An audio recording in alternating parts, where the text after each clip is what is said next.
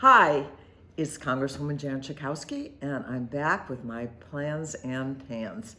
Well, this is the very first week of the new session of Congress, the 118th session of Congress.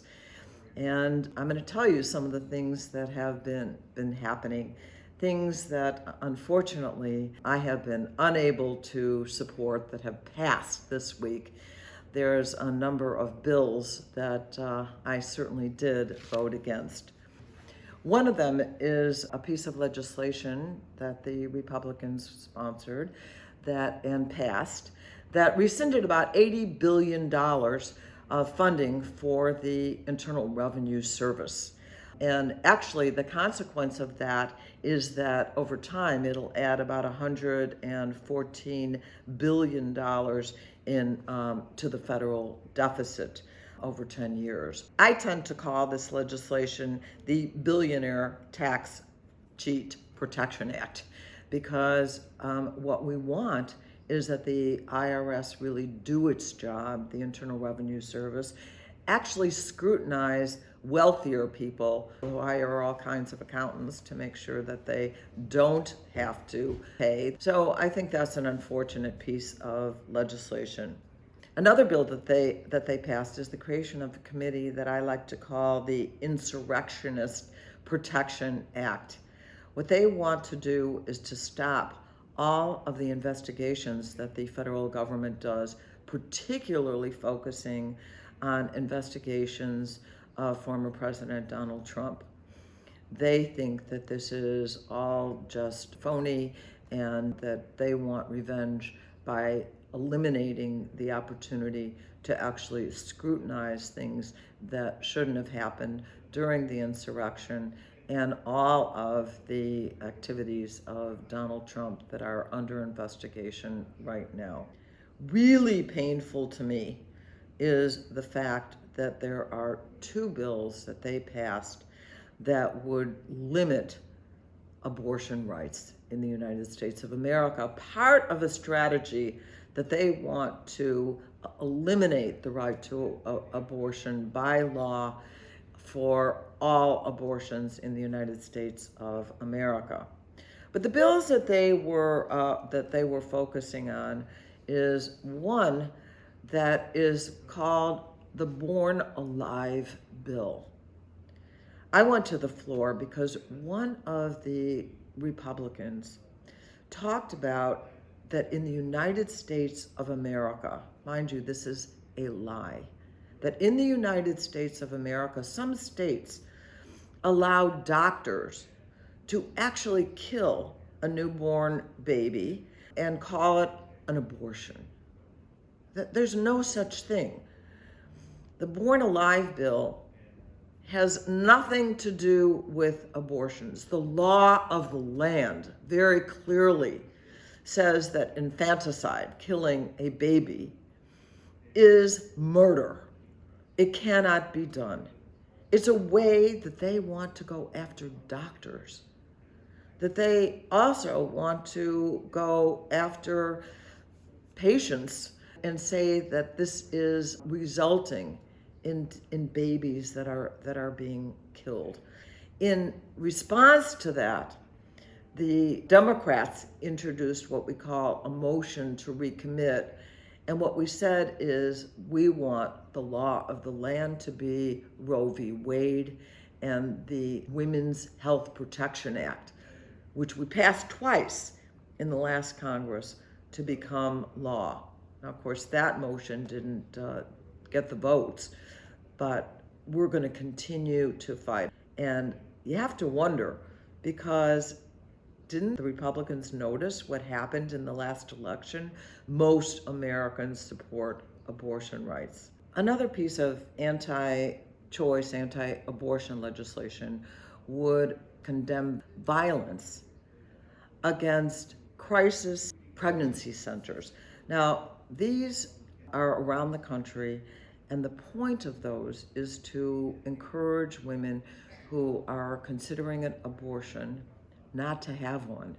But I'm against all violence. In fact, what we have seen when it comes to clinics that provide abortions, We have seen between 2020 and 2021 a doubling of attacks on those clinics.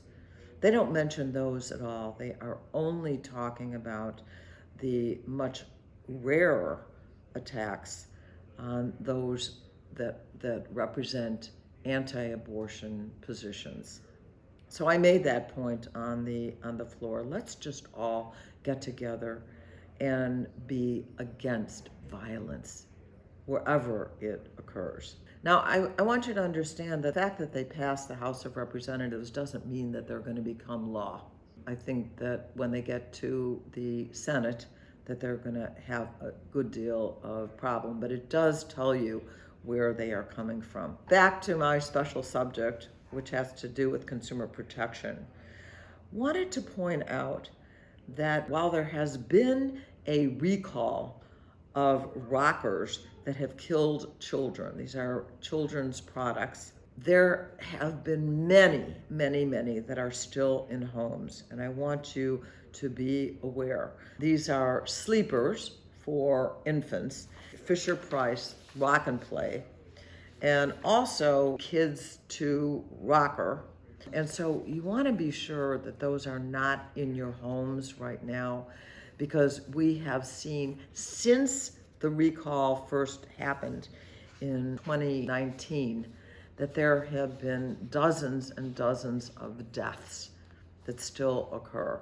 So you want to be sure that you get them out of your homes. You can always check any product to see if it has been recalled at the website SaferProducts.gov.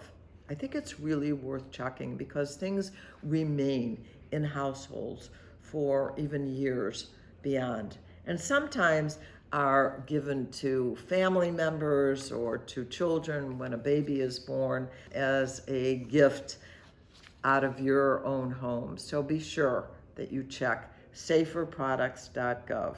NHTSA, the National Highway Traffic Safety Administration, took a look at the cost to the American economy, not to mention lives, which we could talk about, that crashes on the highway cost.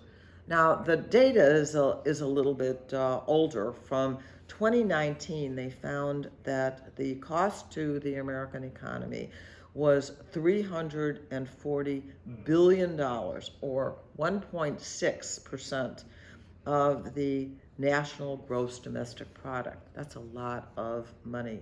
But we also know that since data was collected in 2019, that fatalities have pretty dramatically increased as well. And we know that there's been a 17% increase in highway deaths, amounting to 43,000 deaths in 2021. But now we know that because of the passage of the Infrastructure and Jobs Act, led by the president and supported by the Congress, we know that there are bills that can go into effect. And I'm happy to say that a number of the bills that I introduced and passed into law will be helpful and be implemented. The crash avoidance technologies, the drunk driving and distracted driving monitoring technologies will also be available. So we definitely want to be able to see a decrease in that number. We want to make not only our cars safer, but we want to make our drivers safer. So please be careful on the highway. Think about that, 43,000 plus deaths in 1 year.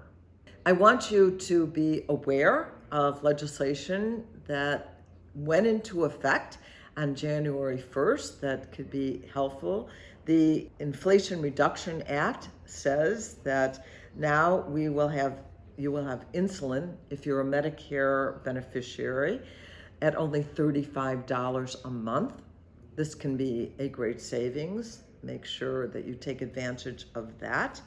And also that Medicare beneficiaries should be able to get additional vaccines that are at no cost. And that will include, for example, shingles and whooping cough vaccines, and especially when it comes to shingles. Shingles vaccines can do average about $85 out of pocket. So that could be a good savings for you.